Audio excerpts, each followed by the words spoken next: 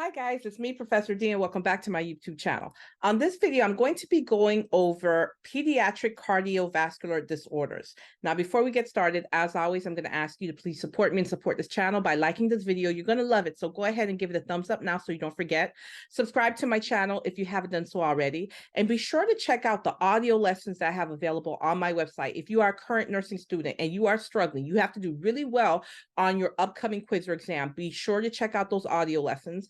Also, I'm now offering next generation NCLEX reviews and one-on-one private tutoring sessions and consultation sessions. You can reserve your spot by going to my website right now, nexusnursinginstitute.com.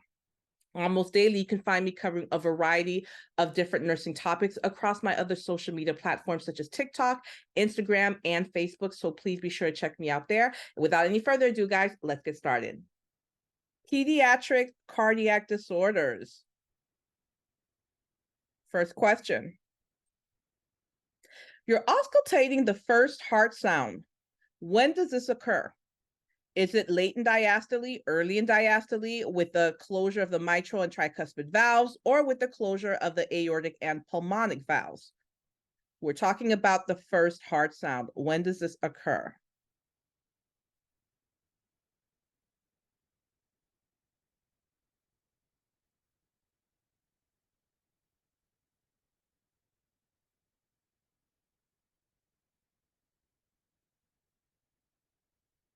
All right, very good. Most of you guys got it correct. With the closure of the mitral and the tricuspid valves. Remember, guys, that first heart sound that you're hearing, that's your S1 that happens during systole. Very good. Second question. You hear a grade 1 heart murmur when you're assessing your patient. What's a characteristic of this type of murmur? Is it equal to heart sounds? Is it softer than heart sounds? Can it be heard with the naked ear, or is it associated with a precordial thrill? Grade 1 heart murmur. What do you guys think?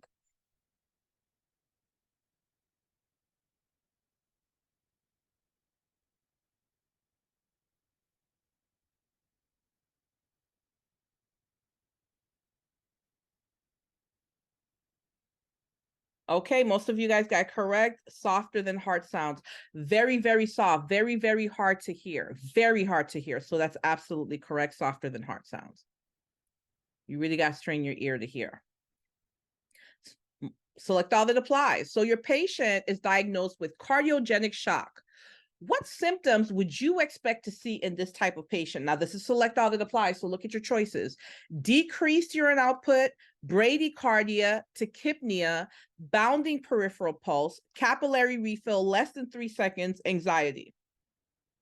Your patient that is in cardiogenic shock, what are the signs and symptoms you'd expect to see in this type of patient?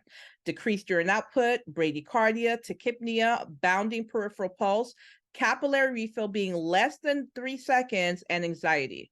What are you going to choose?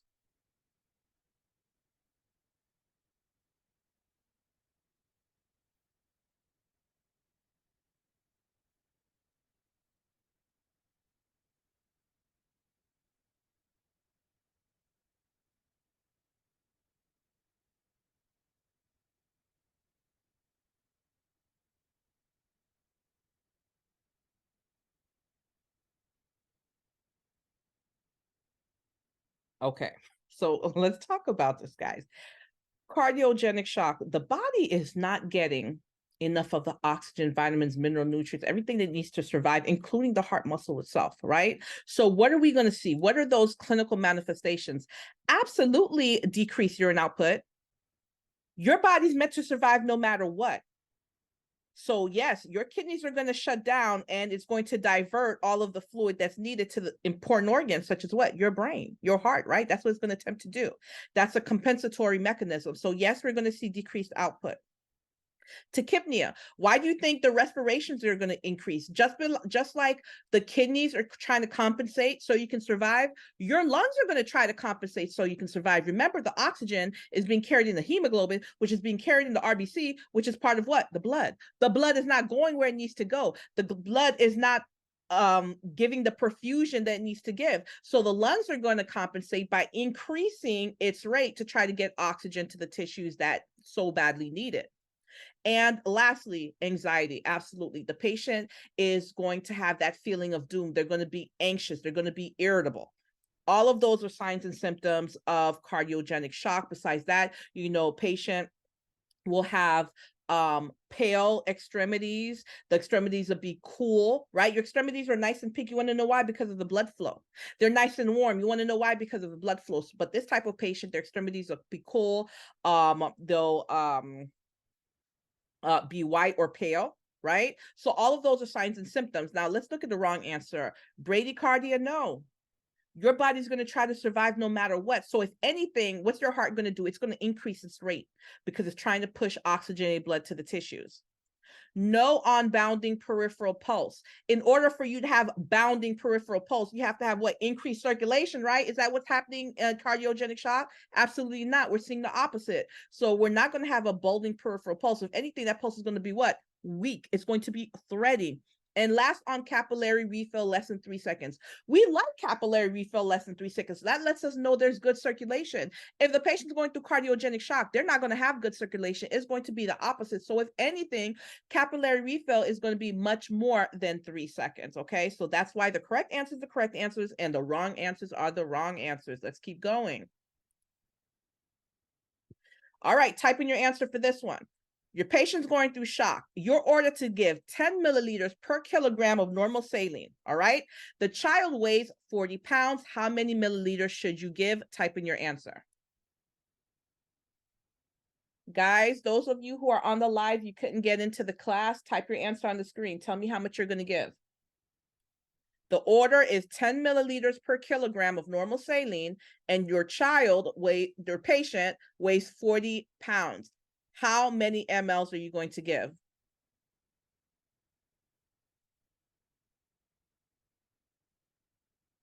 Thank you, Maria. Don't be shy, guys. Do the math. Type in your answer. What do you think? How many mLs are you going to give?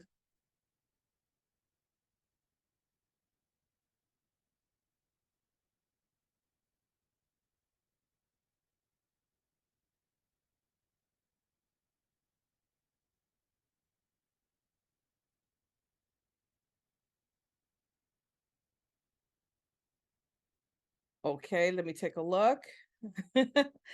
Okay, good. A good amount of you guys chose the correct answer. 182. So you're giving 10 milliliters per kilogram. The child weighs 40 pounds. So the first thing you need to do is turn that pounds into kilograms. So you do 40 divided by 2.2. That should give you your 18.18.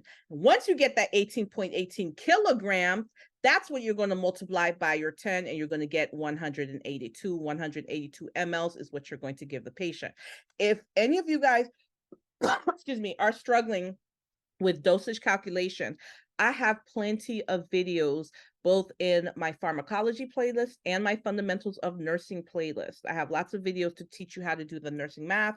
It's very easy. If I can do it, so can you. Okay.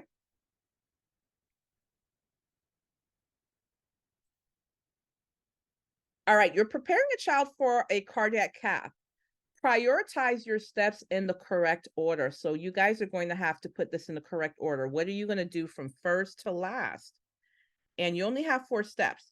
Ensure the child keeps the leg straight, insert an IV, assess vital signs, clean and prep the catheter injection site. What are you going to do first, second, third, and fourth?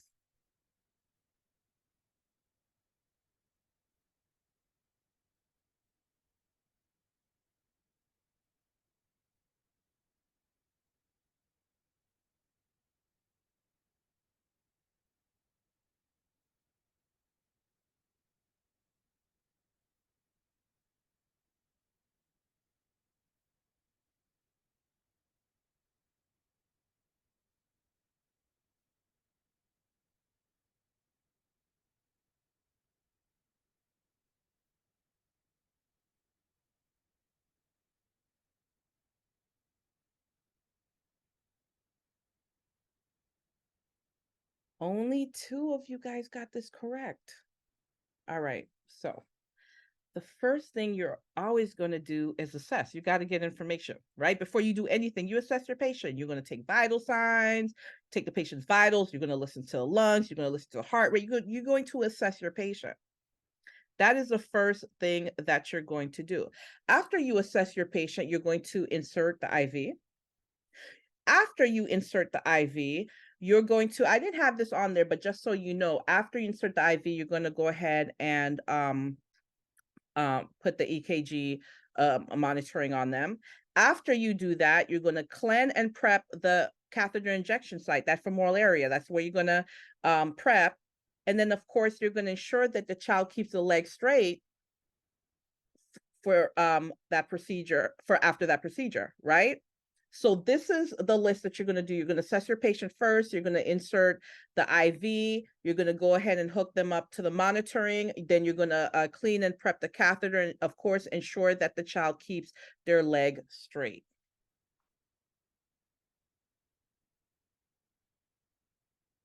All right, your patient's chest tube has dislodged. Prioritize your nursing interventions. What are you going to do if your patient's chest tube dislodged? Tell me what you're going to do. Put it in order, your actions.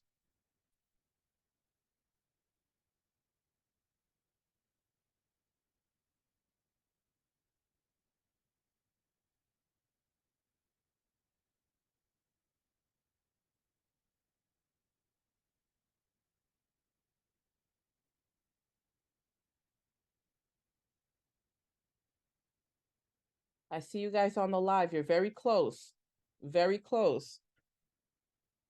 One person's got it right.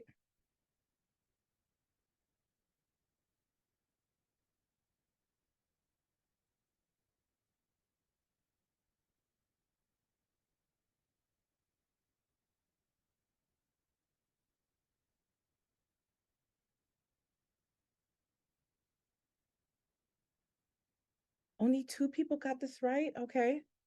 Again, the first thing you're going to do is always assess. Assess your patient. The chest tube has dislodged. You're going to assess. You're going to get the vital signs, respiratory rate. Next thing you're going to do is place petroleum gauze over the insertion site. Why petroleum? Because it's occlusive, right? Then you're going to prepare for reinsertion of the chest tube. Last, notice how call the healthcare providers last. And this is across the board, guys. When it comes to nursing, before you choose the answer of call the healthcare provider or call the doctor, look at what else you can do for your patient, because usually there are at least one, but usually 1, 2, maybe even 3 things that you can do for your patient, that you should do for your patient before you turn your back to call the healthcare provider. Okay? All right.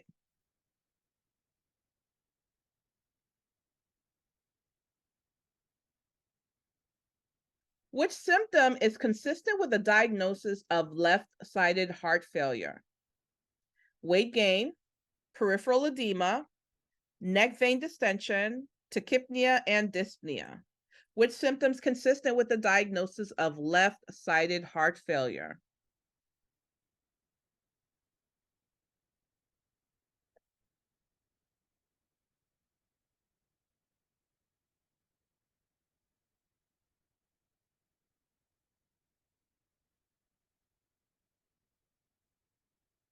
Okay, wonderful. Most of you guys got it right, tachypnea and dyspnea. So whenever you guys think of left-sided heart failure, I want you to think of lung issues, right? So tachypnea, increased respiratory rate.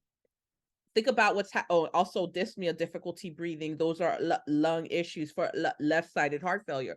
So basically, the oxygenated blood that's supposed to be pumping through the aorta to supply oxygenated blood to the, the brain, the spleen, the kidneys, the liver, you name it, all of those important vital organs, that blood is backing up, that fluid's backing up and going where? To the lungs. So you expect to see lung issues, lung symptoms. Now, these other choices, such as weight gain, peripheral edema, right vein distension, these are symptoms of fluid overload systemically. Those are symptoms of what? right-sided heart failure. But when it comes to left-sided heart failure, you need to think of lung issues such as tachycardia, dyspnea. Patient may also have like anorexia. They really don't want to eat. Patient may have cough. Patient may have shortness of breath. Just those type of lung issues, okay? Your pediatric patient has congestive heart failure. You suspect digoxin toxicity. What signs and symptoms would you be watching out for? Weight gain, tachycardia, nausea and vomiting, or seizures? Remember, we're talking about a pediatric patient. You suspect dig toxicity in a pediatric patient. What signs and symptoms would you be looking out for?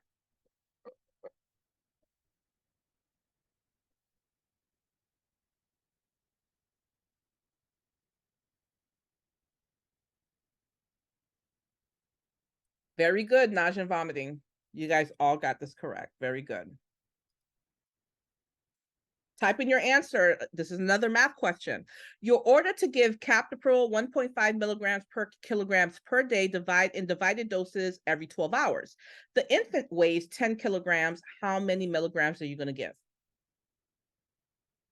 You're giving 1.5 milligrams per kilogram per day in divided doses every 12 hours. The infant weighs 10 kilograms. How many milligrams are you going to give?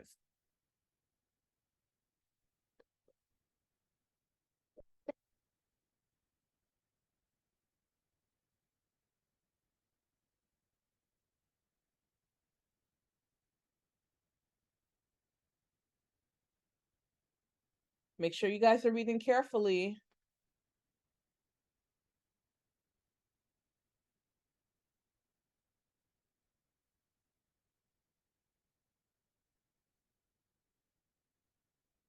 Lovely Z, I am proud. I'm very proud of you guys.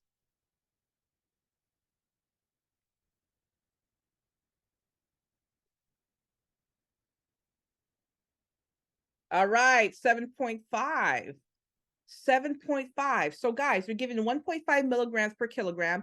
And look, I gave you the patient's weight in kilograms. You didn't even have to convert that from pounds to kilogram. I gave it to you already. So you have your 10 times your 1.5. Now remember, that answer is what? Per day, right? So that's, you have 15 milligrams per day, but remember you're giving in divided doses every 12 hours. There's 24 hours in the day. So if you're giving it every 12 hours, you're giving it twice, right? So you divide that 15 divide by 2, and what do you get? 7.5. That is your answer.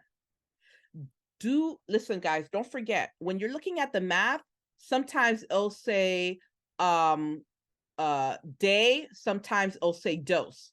That is very important.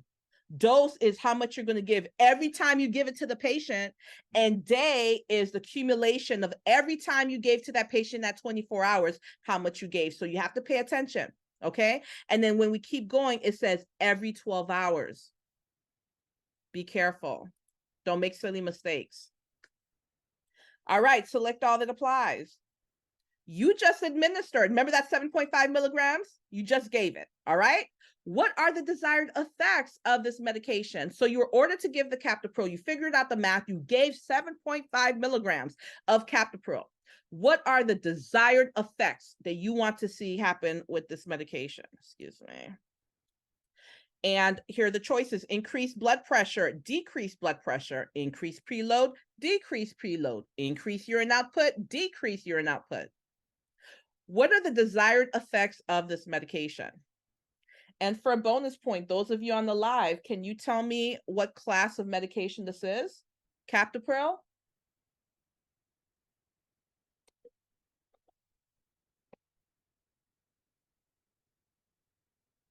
I'm still waiting for an answer.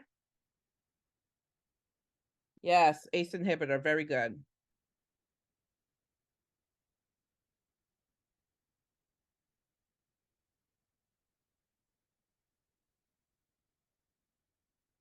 Okay, let's talk about this.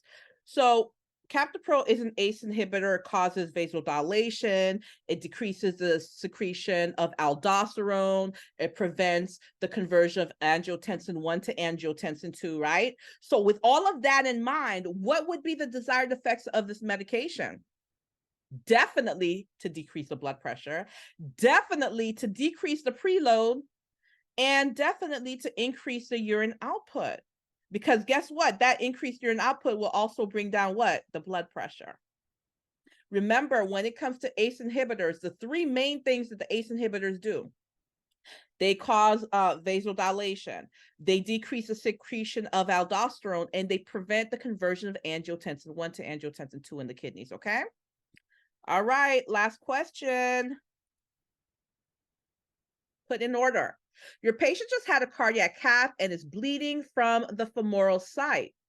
Prioritize your nursing actions. What are you going to do first to last? Here are the choices. Seek assistance of another nurse. Apply direct pressure. Reapply a pressure dressing. Check the pulses in the affected leg.